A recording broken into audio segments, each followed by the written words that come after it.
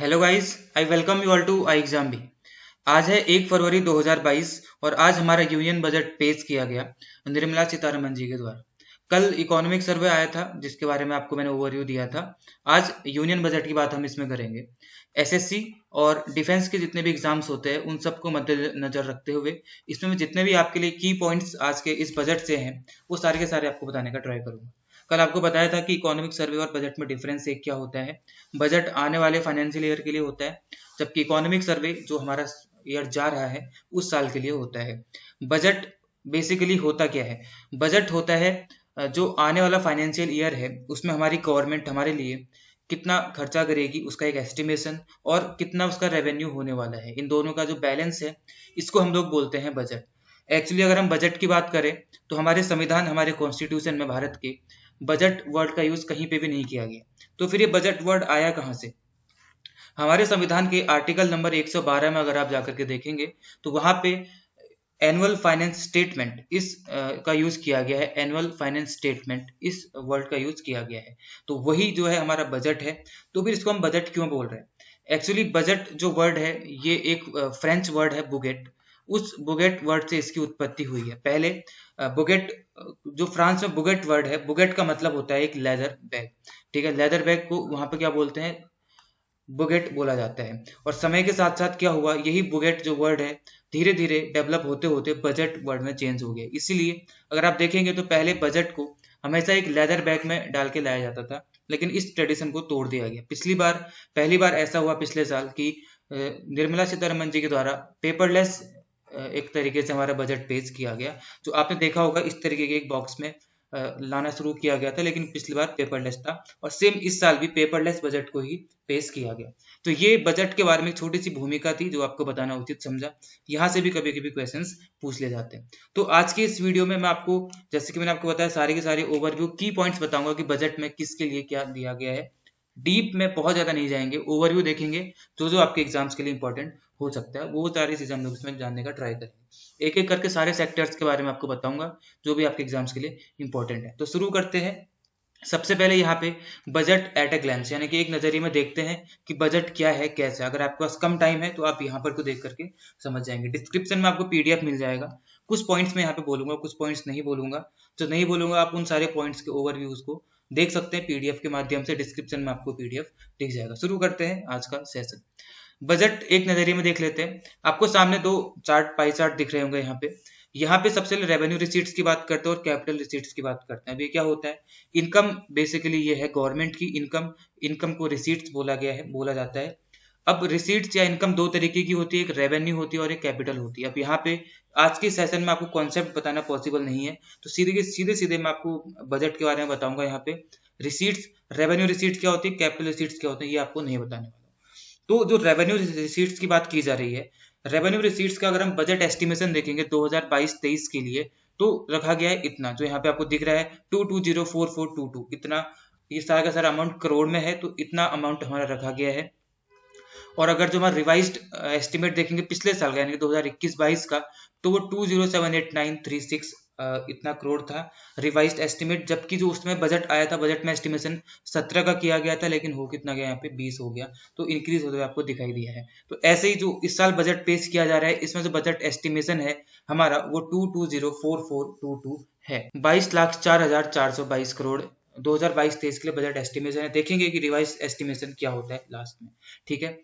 Capital receipts की अगर हम बात करें तो दूसरे तरीके की इनकम होती है गवर्नमेंट की, वो कहलाती है कैपिटल रिसीट्स। तो कैपिटल रिसीट्स की अगर हम बात करें तो 2022-23 के लिए बजट एस्टिमेशन, इसके लिए अगेन 17,40,487 ये अमाउंट रखा गया है, बजट एस्टिमेशन है।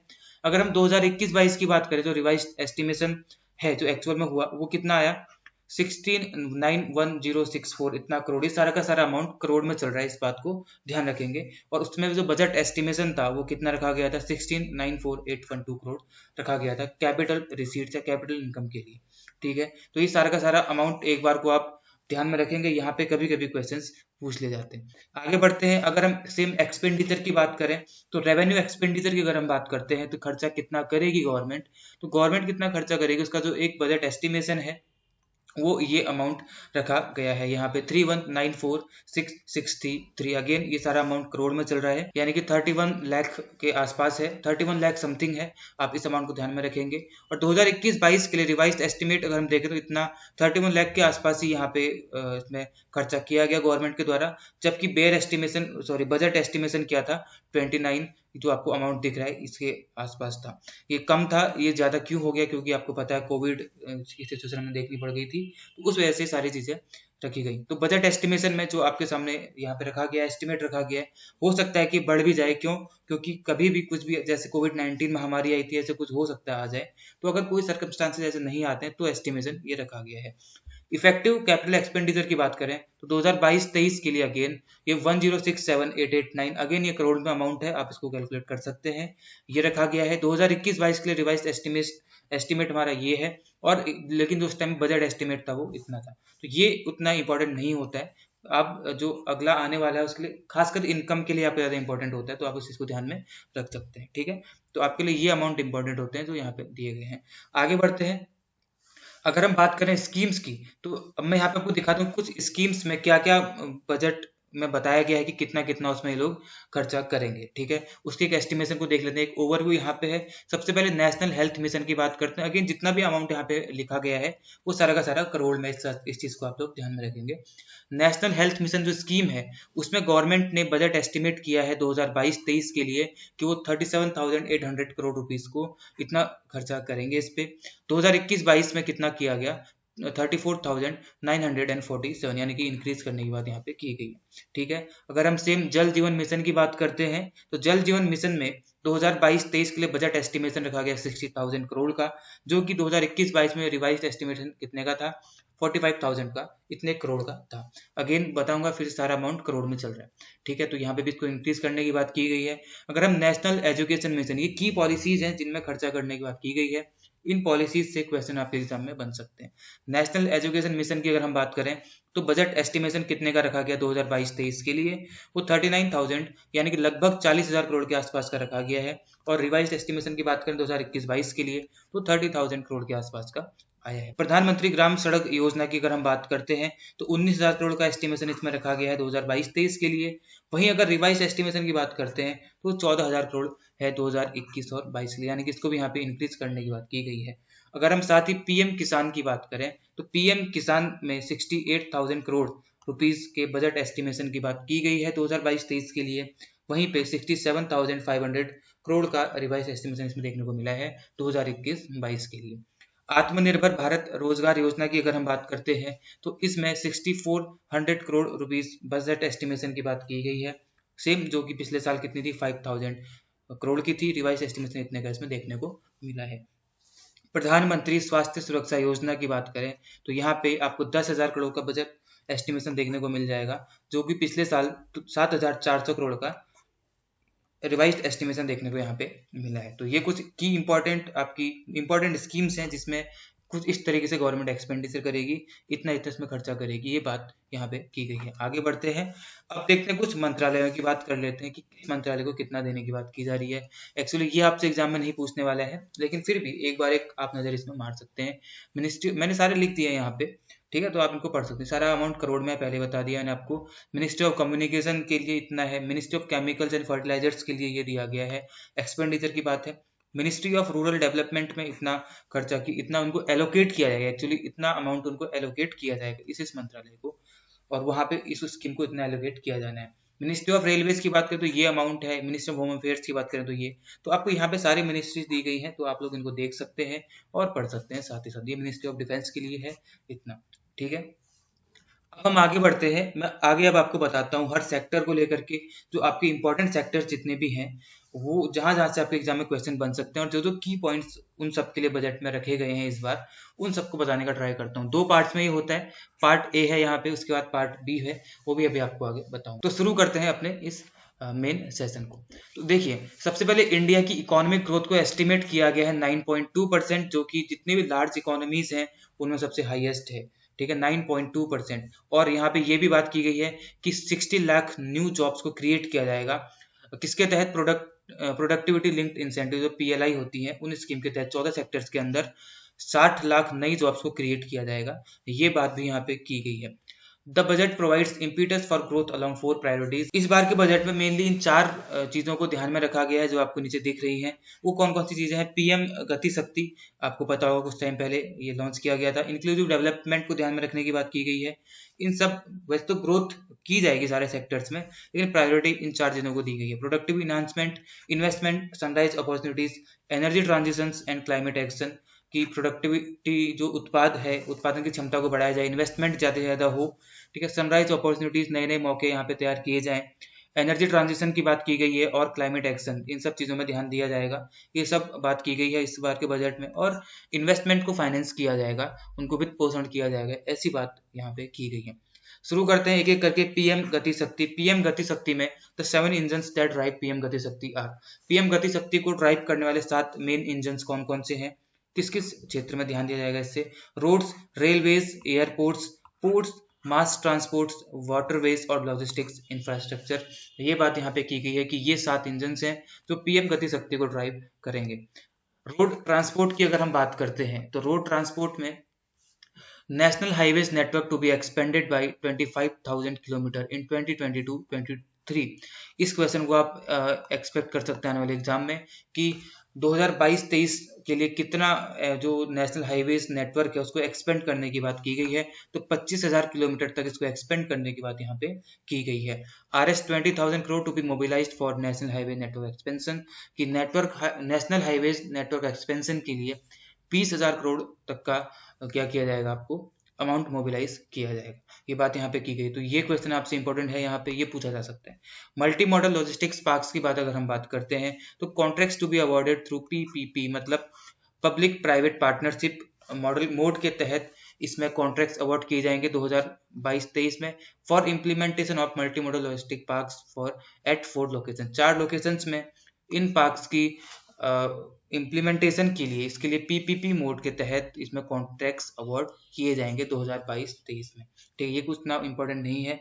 रेलवेज की बात अगर हम करते हैं तो रेलवेज में 1 स्टेशन 1 प्रोडक्ट कॉन्सेप्ट को जोड़ दिया जाएगा। अब 1 स्टेशन 1 प्रोडक्ट में क्या होगा, ये लोकल बिजनेस और वहाँ पे सप्लाई चेन्स है उनको बढ़ावा देने के लिए एक कॉन्सेप्ट है। इसको यहाँ पे इंसेंटिवाइज को कॉन्सेप्ट, इसको क्या किया जाएगा, वहाँ पे बढ़ावा दिया जाएगा। 2,000 kilometre of railway network to be brought under Kavach. जो कवच स्कीम है उसके तहत 2,000 किलोमीटर ऑफ रेलवे नेटवर्क को लेके आया जाएगा, यानी कि रेलवे नेटवर्क का 2,000 किलोमीटर हिस्सा ऐसा है तो इस कवच स्कीम के अंतर्गत लाया जाएगा, जो कि इंडिजिनस वर्ल्ड क्लास टेक्नोलॉजी और कैपेसिटी ऑगमेंटेशन है 2022-23 के लिए। ठीक है, 400 new generation Vande Bharat train को यहाँ पे मैन्युफैक्चर किया जाएगा अगले 3 सालों में, ऐसी बात यहाँ पे की गई है रेलवेज के लिए। और 100 पीएम गति शक्ति कार्गो टर्मिनल्स को यहाँ पे बनाया जाएगा, डेवलप किया जाएगा अगले 3 सालों में, ये बात यहाँ पे की गई है। यहाँ पे 3rd पॉइंट आपके लिए इंपॉर्टेंट हो जाता है, 3rd एंड 4th पॉइंट यहाँ पे आपके लिए ज़्यादा इंपॉर्टेंट है। ठीक है, तो ये रेलवेज की बात थी, सबसे पहले रोड ट्रांसपोर्ट की बात करी, फिर मल्टी मॉडल लॉजिस्टिक पार्क्स की बात करी। अब हम आगे बढ़ते हैं और आगे देखते हैं किसकी बात की गई है। अब हम आगे देखते हैं यहाँ पे रेलवेज, ये रेलवेज नहीं, यहाँ पे रोपवेज एक तरीके से है। ठीक है, रेलवेज नहीं है, ropeways. National ropeways development programme Parvatmala to be taken up on PPP model. एक नेशनल रोपवेज डेवलपमेंट प्रोग्राम चल रहा है। रोपवे आपने देखा होगा जिसमें ऊपर रोप होती है, उसके माध्यम से वो किया जाता है, अधिकतर टूरिस्ट प्लेस में आपने देखा होगा। तो एक पर्वतमाला इस प्रोग्राम को चलाया जाएगा पीपीपी मॉडल पे, यानी कि again public private partnership model पे। इसके लिए जो कॉन्ट्रैक्ट्स हैं 2022-23 तक अवार्ड कर दिए जाएंगे। 8 रोपवे प्रोजेक्ट्स के लिए 60 किलोमीटर की लेंथ के जो होंगे, 60 किलोमीटर लेंथ तक के होंगे, 8 रोपवे प्रोजेक्ट्स होंगे। तो 2022-23 तक इनको इसके लिए कॉन्ट्रैक्ट अवार्ड कर दिए जाएंगे। ठीक है, ये सब पीपीपी मॉडल पे किया, यानी कि इस पे पब्लिक यानी गवर्नमेंट की भागीदारी भी रहेगी और साथ ही साथ प्राइवेट भागीदारी भी इसमें रहने वाली है। नाम क्या है इसका, पर्वतमाला है। उसके बाद हम बात करते हैं एग्रीकल्चर फील्ड की। एग्रीकल्चर की अगर हम बात करें तो RS 2.37 lakh crore direct payment to 1.63 crore farmers for procurement of wheat and paddy. वैसे तो एग्रीकल्चर के लिए बहुत सारी बातें इसमें की गई हैं, लेकिन मैं आपके लिए मेन एक पॉइंट लेके आया जहां पे क्वेश्चंस बन सकते हैं कि 2.37 लाख करोड़ का डायरेक्ट पेमेंट किया जाएगा 1.63 करोड़ फार्मर्स को, ताकि वो व्हीट और पैडी को खरीद सकें, उनको प्रोक्योर कर सकें। इस चीज के लिए इतना अमाउंट यहाँ पे इनको किया, डायरेक्ट पेमेंट इसका किया जाएगा। अगर आगे देखते हैं केन बेतवा प्रोजेक्ट, आप मेरे को बताएंगे कि कौन से स्टेट में चल रहा है, ठीक है। ये करंट अफेयर का क्वेश्चन है, कौन से स्टेट के लिए प्रोजेक्ट लाया जा रहा है। इसमें क्या किया जाएगा, 14,000 करोड़ का टोटल आउटले किया जाएगा केन बेतवा लिंक प्रोजेक्ट के लिए, ठीक है। केन और बेतवा दोनों क्या है, नदियां हैं। तो इनके लिंक प्रोजेक्ट के लिए क्या किया जाएगा, 14,000 करोड़ तक का आउटले इसमें किया जाएगा। ये भी एक इंपॉर्टेंट क्वेश्चन बन सकता है कि कितना इसमें आउटले करने की बात की गई है। और 9.08 lakh hectares of farmers lands to receive irrigation benefits by Ken Betwa link project. इसके तहत क्या होने वाला है, लगभग 10 लाख के आसपास 9 लाख हेक्टेयर्स जो फार्मर्स की लैंड है वो इरिगेशन बेनिफिट्स इससे रिसीव कर पाएंगे केन बेतवा लिंक प्रोजेक्ट से, ठीक है। आपको बताना है कि कौन से स्टेट में ये लाया जा रहा है, ठीक है। आगे बढ़ते हैं, एमएसएमई की बात करते हैं, माइक्रो स्मॉल मीडियम एंटरप्राइजेस की बात अगर हम लोग करें तो इसमें देखिए यहाँ से एमएसएमई से क्वेश्चन देखने को मिलते हैं। आपका एग्जाम सीडीएस का एग्जाम आपके अप्रैल में है, वहां पे इस एमएसएमई सेक्टर से क्वेश्चन आपको देखने को मिलेंगे, हर बार आता है, इस बार भी आने वाला है। Udyam, e Shram, NCS and Aseem portals to be interlinked. आपको पता होगा असीम पोर्टल है, एनसीएस है, ई श्रम है और उद्यम है, ये 4 पोर्टल्स, इन सबको इंटरलिंक करने की बात इसमें की गई है। ये एक इंपॉर्टेंट क्वेश्चन बन सकता है आपके लिए कि चारों पोर्टल्स को इंटरलिंक किया जा रहा है। तो अब इनसे रिलेटेड कुछ भी क्वेश्चन आपसे एग्जाम में यूपीएससी खासकर पूछ सकता है, ठीक है। तो इन चारों स्कीम्स को आपको पढ़ के चले जाना है। RS 2 lakh crore additional credit for micro and small enterprises to be facilitated under the credit guarantee trust for micro and small enterprises, ठीक है। CGTMSE, इसके तहत 2 लाख करोड़ का एडिशनल क्रेडिट दिया जाना है माइक्रो एंड स्मॉल एंटरप्राइजेस को, ठीक है। CGTMSE ये क्या है, credit guarantee trust for micro and small enterprises के तहत इतना अमाउंट इनको क्रेडिट किया जाएगा। Raising and accelerating MSME programmes, RAMP programme basically ये है, raising and accelerating MSME programmes with outlay of, जिसको कितना खर्चा किया जाएगा इसमें 6,000 करोड़ का, टोटल 6,000 करोड़ का इसमें रोल आउट किया जाएगा। इतना अमाउंट इसमें रोल आउट किया जाएगा किस चीज के लिए, रैम्प प्रोग्राम के लिए। अब रैम्प प्रोग्राम क्या है, raising and accelerating MSME performance, ठीक है, ताकि एमएसएमईज एक्सेलरेट कर सके अच्छी स्पीड के साथ, उनको रेज करने के लिए, उनकी परफॉर्मेंस को बढ़ाने के लिए इतना अमाउंट यहाँ पे आउटले किया जाएगा। स्किल डेवलपमेंट की बात करते हैं, skill development digital ecosystem for skilling and livelihood, यानी कि इसको देश स्टैक ई पोर्टल बोला जाता है, विल बी लॉन्च्ड। इस पोर्टल को लॉन्च किया जाएगा, ध्यान देना, देश स्टैक ई पोर्टल क्या है, Desh stack e portal digital ecosystem for skilling and livelihood will be launch to empower citizens.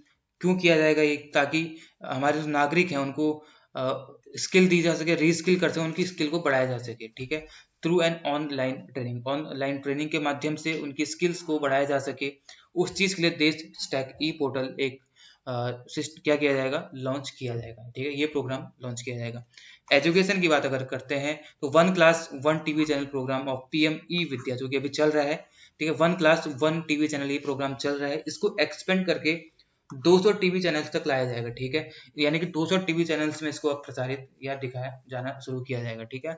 1 class 1 TV channel programme को पीएम ई विद्या स्कीम के तहत ये चलता है। एजुकेशन की बात ये थी। अब इसमें हेल्थ सेक्टर की बात अगर हम करते हैं, मैं आपको सारी वो चीजें इसमें बता रहा हूँ जल्दी जल्दी जो आपके लिए पूरे बजट में ओवरव्यू है, इंपॉर्टेंट है, सारी की सारी चीजें हेल्थ सेक्टर एजुकेशन के अंदर की मैं नहीं बता रहा हूँ, जो इंपॉर्टेंट है वही आपके सामने रख रहा हूँ। An open platform for national digital health ecosystem to be rolled out, इसके लिए एक ओपन प्लेटफॉर्म रोल आउट किया जाएगा। National tele mental health programme for quality mental health counselling and care service to be launched, एक ताकि एक quality mental health service counselling दी जा सके और उसकी केयर की जा सके, एक अच्छी सर्विस दी जा सके, तो उसके लिए national tele mental health programme को लॉन्च किया जाएगा। ये भी आपसे पूछा जा सकता है, इंपॉर्टेंट है। A network of 23 telemental health centers of excellence will be set up with निम्हांस being the nodal center। इसके लिए किसको, निम्हांस को एक नोडल सेंटर इसके लिए बनाया जाएगा, ठीक है, जिसमें 23 टेलीमेंटल हेल्थ सेंटर्स को खोला जाएगा, सेटअप किया जाना है, ऐसी बात इसमें की गई, जिसमें निम्हांस क्या होगा, नोडल सेंटर्स का बनाया जाएगा। And international institute of information technology Bangalore providing technology support, इसमें जो IIIT-B है यानी कि बेंगलोर है, ये इसमें क्या करेगा, टेक्नोलॉजिकल सपोर्ट इसको प्रोवाइड करेगा। अब ध्यान देना, ये IIT नहीं है, IIIT है, यानी कि international institute of information technology, ठीक है।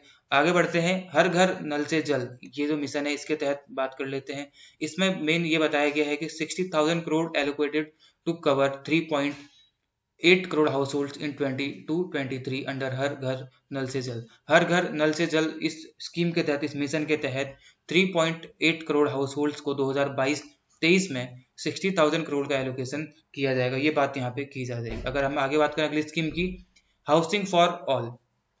हाउसिंग फॉर ऑल स्कीम के तहत Rs 48,000 crore allocated for completion of 80 lakh houses in 2022-23 under PM Awas Yojana. PM Awas Yojana के तहत हाउसिंग फॉर ऑल जो ये स्कीम है, Rs 48,000 करोड़ एलोकेशन किया जाएगा 80 लाख हाउसेस के लिए। ठीक है, ये बात, इतना आउटले यहाँ पे किया जाना है, ये बात इसमें की गई। अगर हम बैंकिंग सेक्टर के साथ में बात करते हैं तो 100% of 1.5 lakh post office to come on the core banking system. ठीक है, 1.5 लाख जो पोस्ट ऑफिस है उनका 100% यानी कि वो सारे के सारे क्या होने वाले हैं, कोर बैंकिंग सिस्टम के तहत अंतर्गत आ जाएंगे, ऐसी बात इसमें की गई है। Scheduled commercial banks to set up 75 digital banking units in 75 districts. कि जो शेड्यूल्ड कॉमर्शियल बैंक्स हैं जो आरबीआई के सेकंड शेड्यूल के अंतर्गत आती हैं, वो 75 डिजिटल बैंकिंग यूनिट्स को सेटअप करेंगे 75 डिस्ट्रिक्ट्स में, ऐसी बात इसमें की गई है बैंकिंग सेक्टर के लिए। आगे बात करते हैं एक्सेलरेटेड कॉर्पोरेट एग्जिट की बात करें तो एक centre for processing accelerated corporate exit यानी कि सी पेस, इसको स्टैब्लिश किया जाएगा ताकि कंपनीज अपना क्या कर सके, स्पीडी उनके वाइंड अप के लिए। ठीक है, to be established for speedy winding up of companies के स्पीडी वाइंडिंग अप के लिए सी पेस लॉन्च किया जाएगा।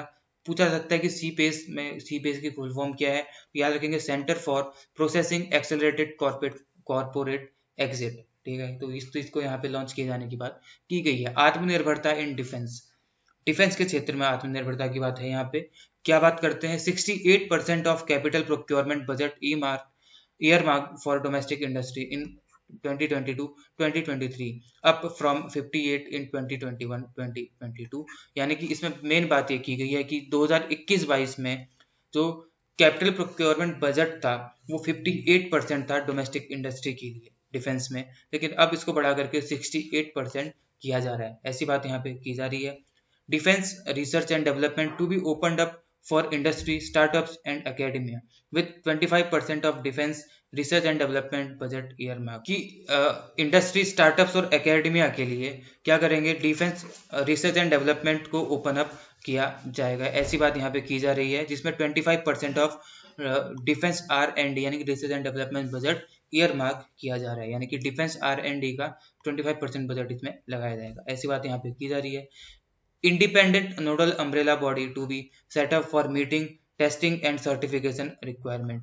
की मीटिंग टेस्टिंग और सर्टिफिकेशन रिक्वायरमेंट्स के लिए एक इंडिपेंडेंट नोडल अम्ब्रेला बॉडी को इसमें सेटअप किया जाएगा। ये सारी चीजें आत्मनिर्भरता इन डिफेंस में है, इसके लिए पहला पॉइंट आपके लिए इंपॉर्टेंट है, बाकी दो उतने इंपॉर्टेंट नहीं है। आगे बढ़ते हैं, डिजिटल रुपी की बात की जा रही है। इसमें एक introduction of digital rupee by the RBI starting 2022-23, जब आपका 2022-23 शुरू होगा फाइनेंशियल ईयर, तो वहां पे डिजिटल रुपी एक स्टार्ट किया जाएगा, किसके द्वारा, आरबीआई के द्वारा, यानी कि रिजर्व बैंक ऑफ इंडिया के द्वारा। ये बात यहाँ पे की गई है। फिस्कल मैनेजमेंट, ये बहुत इंपॉर्टेंट है, इस चीज को ध्यान देंगे। फिस्कल मैनेजमेंट, इस पूरे को देखेंगे। फिस्कल मैनेजमेंट की बात कर लेते हैं, कैसे किया जाएगा। Budget estimates 2021-2022 Rs 34.83 lakh crore का, रिवाइज एस्टिमेट्स कितना है, 37.70 लाख करोड़ का है। टोटल एक्सपेंडिचर इन 2022-23 इसका जो एस्टिमेशन है वो कितना किया गया है, 39.45 लाख करोड़ इतना किया गया है। जो टोटल एक्सपेंडिचर किया जाएगा उसका एस्टिमेशन ये है।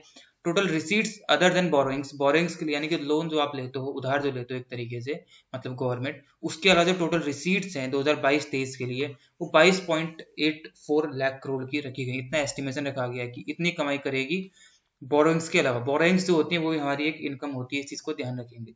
ये कॉन्सेप्ट मैं यहाँ पे नहीं बता सकता हूँ, इसके लिए अलग से वीडियो लाएंगे। यहाँ पे केवल आपको आंकड़े बताने का ट्राई मैं कर रहा हूँ। Physical deficit in current year 6.9% of GDP against 6.8% in budget estimates. जो करंट ईयर के लिए फिजिकल डेफिसिट है वो 6.9% होगा, जितना कि जो बजट एस्टिमेट किया गया था पिछली बार कितना किया गया था, 6.8% किया गया था। फिजिकल डेफिसिट क्या होता है, जैसे आपके अगर यानी गवर्नमेंट के एक्सपेंडिचर ज़्यादा हो जाते हैं, होते हैं ऑब्वियसली, क्योंकि हमारे यहाँ फिजिकल जो हमारे यहाँ पे डेफिसिट बजट ही पेश किया जाता है। तो हमारे क्या होते हैं, एक्सपेंडिचर ज़्यादा होते हैं और हमारा इनकम या रेवेन्यू जो रिसीट्स होती है वो क्या होती है, हमेशा कम होती है। तो अगर आपकी इनकम कम है और आपके एक्सपेंडिचर ज़्यादा हैं तो आपको उसकी भरपाई करने के लिए कहीं से कुछ उधार लेना पड़ेगा, समथिंग कुछ ऐसा करना पड़ेगा। अगर आप कहीं से उधार लेते हैं तो अगर आपने उधार लिया उससे आपकी इनकम तो हुई, लेकिन साथ ही साथ आपको अब एक बर्डन है कि आपको पे भी करना है इंटरेस्ट के साथ। तो ये जो होता है, क्या होता है, बीच का जो गैप है, आपके एक्सपेंडिचर ज़्यादा होते हैं, आपका रेवेन्यू कम होता है, तो इसको भरपाई के लिए आपको क्या करना पड़ता है, फिजिकल डेफिसिट करना पड़ता है। ठीक है, तो इसकी जो भरपाई के लिए होता है उसको क्या बोलते हैं हम लोग, फिजिकल डेफिसिट इसको बोला जाता है, जो कि इस साल 6.9% ऑफ जीडीपी रखा गया। आई होप आपको समझ में आया हो कॉन्सेप्ट। नहीं आया तो कोई बात नहीं, आगे किसी वीडियो में आपको बता दूंगा। फिजिकल डेफिसिट इन 2022-2023 के लिए एस्टिमेशन है वो 6.4% का रखा गया है। जो करंट चल रहा है इसके लिए 6.9 होगा, ऐसी बात की गई है, लेकिन 2022-23 के लिए 6.4 में इसको रखा जाएगा। इतना एस्टिमेशन इसका इन्होंने किया है, 6.4% की बात की है। तो ये सब कुछ इंपॉर्टेंट था पार्ट ए से। अब हम आगे बढ़ते हैं पार्ट बी, जिसमें मेनली टैक्सेस की बात है, डायरेक्ट टैक्सेस और इनडायरेक्ट टैक्सेस की बात यहाँ पे की गई है। फिर से मैं यहाँ पे बोलूँ, आपके एसएससी और डिफेंस एग्जाम्स के लिए पार्ट ए बहुत इंपॉर्टेंट है, वहां से आपके एग्जाम से क्वेश्चन बनेंगे।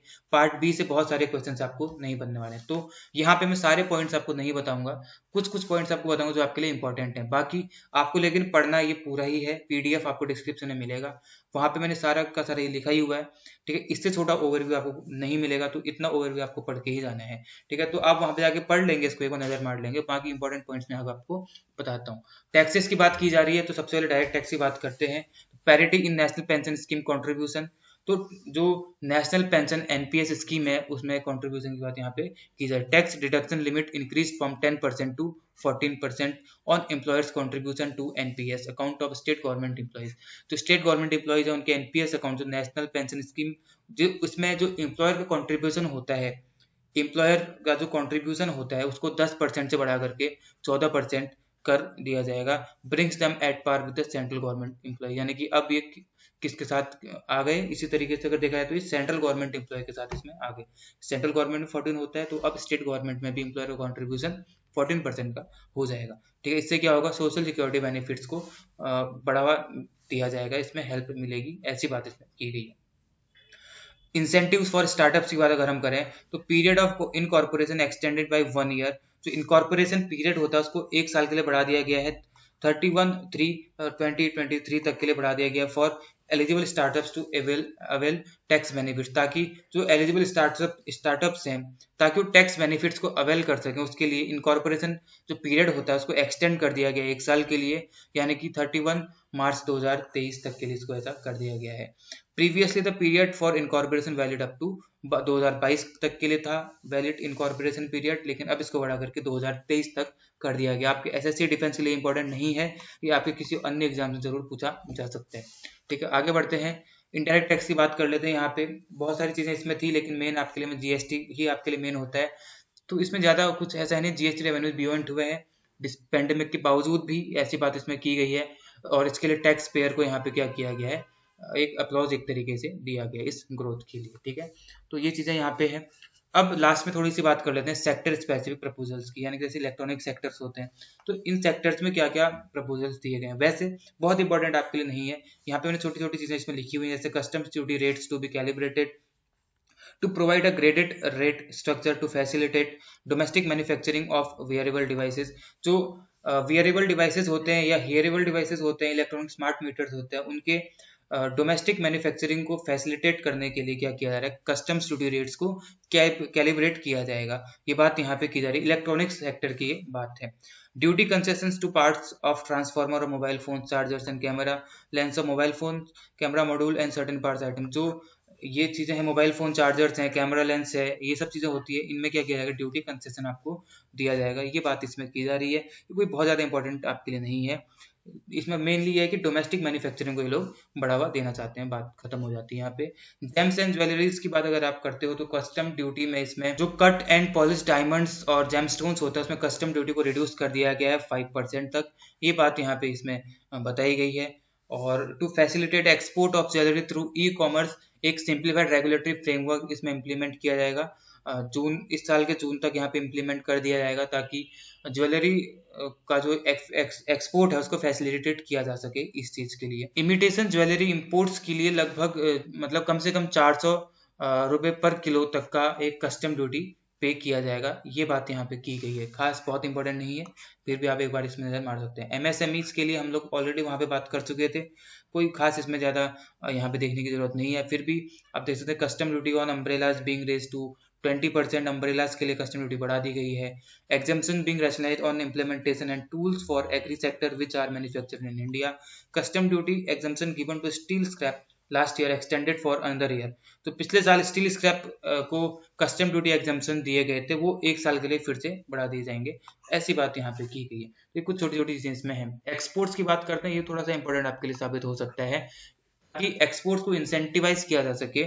इसमें कुछ एग्जाम्पशंस प्रोवाइड किए जा रहे हैं कुछ आइटम्स में, जैसे एम्बेलिशमेंट होते हैं, ट्रिमिंग होती है, ट्रिमिंग आप करते हैं, फास्टनर्स होते हैं, जो buttons, zippers, lining material, specified leather, furniture, fittings and packaging boxes, इन सब आइटम्स पे आपको क्या एक तरीके से एग्जाम्पशंस प्रोवाइड किया जा रहा है ताकि एक्सपोर्ट्स को इंसेंटिवाइज किया जा सके। Duty being reduced on certain inputs required for shrimp aquaculture, जो एक्वाकल्चर होता है उसके लिए क्या किया जा रहा है, ड्यूटी उस पर यानी कि टैक्स एक तरीके से रिड्यूस की जा रही है, ठीक है, टू प्रमोट इट्स एक्सपोर्ट, ताकि एक्सपोर्ट्स को बढ़ावा दिया जाए। बेसिकली हम देखें तो एक्सपोर्ट्स को बढ़ावा देने की बात पूरे के पूरे बजट में आपको दिख रही है, साथ ही साथ इम्पोर्ट्स कम से कम हो और यहाँ पे आत्मनिर्भरता की हम लोग बढ़ते चले जाएं, ये सब चीजों की बात यहाँ पे आपको ज्यादा देखने के लिए मिल रही है। Tariff measures to encourage blending of fuel, fuel की ब्लेंडिंग के लिए, मिक्सचर के लिए क्या किया है, टैरिफ मेजर्स लिए जा रहे हैं। Unblended fuel to attract an additional differential excise duty of, इसमें जो 2 रुपए पर लीटर की एक्साइज ड्यूटी लगाई जाएगी। कब से शुरू हो जाएगा ये? 1 अक्टूबर 2022, 1 अक्टूबर 2022 से ये सब कर दिया। 1 अक्टूबर 2022 से 2 रुपए पर लीटर की एक्साइज ड्यूटी ऐड की जाएगी, ऐसी बात की क्या, क्यों करने के लिए? इसमें ये लोग ब्लेंडिंग ऑफ फ्यूल को इनकरेज करना चाह रहे हैं, ठीक है, इन सब चीजों के लिए। आगे देखते हैं क्या है। तो इतना ही था बजट पूरा का पूरा। इसमें स्टार्टिंग में आपको बजट एट ए ग्लैंस आपको दिखाया कि किस मिनिस्ट्री को कितना एलोकेट करने की बात की जा रही है और किस स्कीम को कितना एलोकेट करने की बात की जा रही है, मैंने आपको स्टार्टिंग में दिखा दिया था। तो वहां से आपको क्वेश्चन देखने के लिए मिल जाएंगे। उसके बाद मैंने आपको दिखाया कि हर सेक्टर में जो मेन पॉइंट्स की बात इस बजट में किया गया, वो सब मैंने आपको इसमें बताया। तो ये था बजट, यूनियन बजट 2022-2023। यहाँ से क्वेश्चंस आपके एग्जाम में जरूर बनते हैं, खासकर यूपीएससी का एग्जाम अगर आप देंगे, सीडीएस एनडी, वहां पे यहाँ से 6 से 7 क्वेश्चन आपको देखने के लिए मिलेंगे, ठीक है, डेफिनेटली देखने को मिल जाएंगे। तो आपको ये पूरा का पूरा देखना है। कल इकोनॉमिक सर्वे बताया था, वो भी आपको देख लेना है, और आज बजट बताया, ये भी आपको देख लेना है। तो फिर मिलेंगे आपसे नेक्स्ट वीडियो में एक इंटरेस्टिंग किसी टॉपिक के साथ। जो आज के इस टॉपिक को आप लोग को जरूर पढ़ना है, तो मैं बार बार बोल ही रहा हूँ, कल का भी आपको पढ़ना ही पढ़ना है, ठीक है। 2 टॉपिक्स बहुत इंपॉर्टेंट आपके हर एग्जाम के लिए हो जाते हैं। तो फिर आपको मिलेंगे नेक्स्ट वीडियो में किसी इंपॉर्टेंट टॉपिक के साथ। तब तक आप सभी अपना ख्याल रखेंगे और लापरवाही नहीं बरतेंगे, ताकि कोविड आपके द्वार तक ना आ पाए। तब तक आप सभी को जय हिंद, जय भारत।